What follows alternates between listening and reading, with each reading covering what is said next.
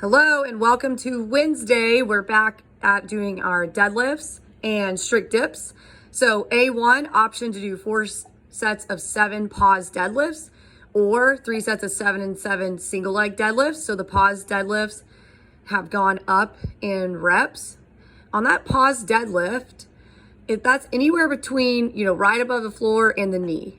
If you wanted to get really geeky with your members, you could really kind of decide, do they have the hardest time, 2 inches off the floor during their actual deadlift, or is it, closer to their knee? And so you could kind of geek out and decide where their pause should actually be.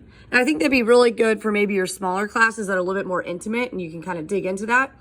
And then for your larger classes where you may not have as much time to be attentive to that, just kind of give them an idea of where you want that pause to be. Probably somewhere right there below the knee. During that pause, we're training them to stay in that good supported back position, not rounding or tucking those hips under. Or the class has the option of 3 sets of 7 single leg deadlifts. We've been working on these, and most people doing those are probably pretty solid on those. Just continue to practice those with balance and hamstring engagement, during the warm up and that kind of stuff. Also, just a reminder that maybe some of your members should be pulling from risers. If you did that stretch test at the very beginning where they touch the floor, maybe reassess that and see if there's been any changes, and then encourage people to use risers when they need to use risers. Some of the people at Coda Native, we've actually reduced that riser by just a little bit. So that's kind of encouraging to know that they're actually using their hamstrings a little bit more and not just rounding through that spine. A2 is what everybody's doing, 4 sets, 5 to 12 strict dips. This rep range hasn't really changed. So you could also encourage them, if they've been doing 5 to 7, say, let's bump that up. Let's do 7 to 9, getting them closer to 12. On the strict dips, you could do ring dips, bar dips. We could do box dips, setting that up on the ground. And I've had some fun with some of my classes, actually encouraging them. Let's say they only get 7 dips. Go ahead and finish up their reps with push-ups, and they can kind of keep that same tempo.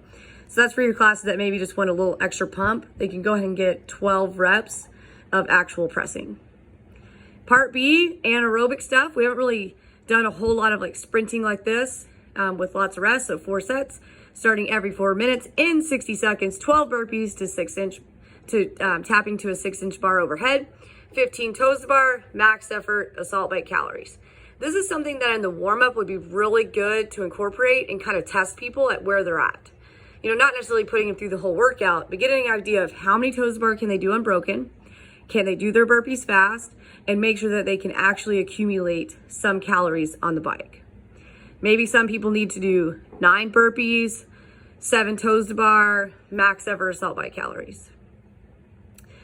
Lastly with this, people who are maybe a little bit more dampened and not explosive, they definitely kind of need to get a little bit hot before they start this. People that are your smaller athletes, not explosive, by the 4th set, they're finally going to be warmed up and actually probably going to go faster every round. So let's try to prevent that and have people coming out swinging their first set and not feeling like they need a 5th set. So 60-second cap, so you're basically going 1 minute on, 3 minutes off. I would definitely put people in groups, or of 3 people, less equipment, more excitement, that sort of thing. It would kind of end up being a little bit like a relay.